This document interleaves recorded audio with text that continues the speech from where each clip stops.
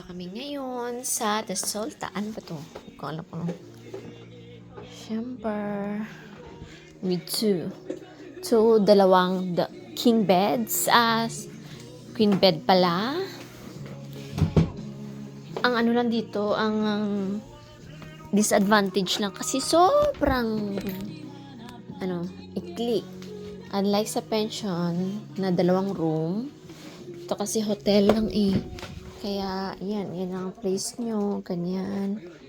Ang ikli, di ba? Lalagyan nyo ng mga gamit. Dito kasi hindi ka pwede magyayak na, hindi ka pwede ng isang araw lang. Kailangan 2 more days. Hindi pwedeng isang araw.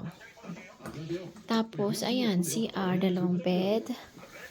May TV. Siguro, may temperature, aircon, or whatsoever that one. I-on natin ang ilaw. Ayan. May coffee sila. Ang tray sa coffee nila. Ewan ko ano to.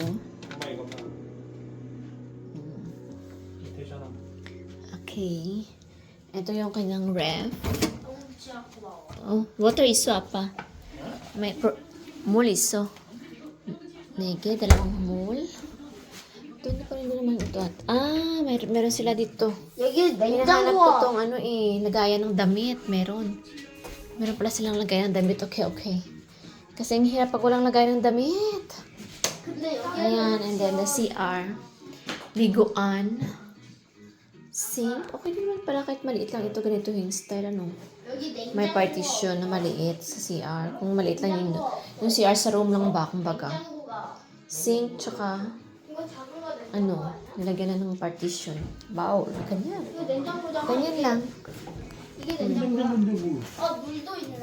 Ito lang yung kanila. Ito kami ngayon. Pero ang background niya, hindi kami open natin yung ay, Diyos ko, 2 pa palang open ito.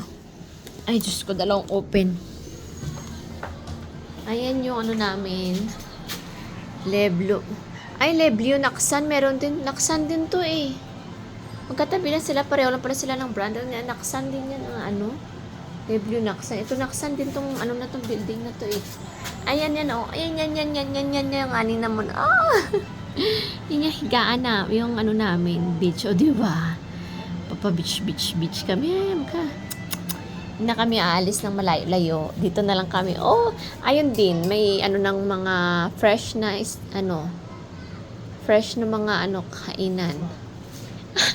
May 7-Eleven din pala. Mababa lang ako. Ay, nako. Good.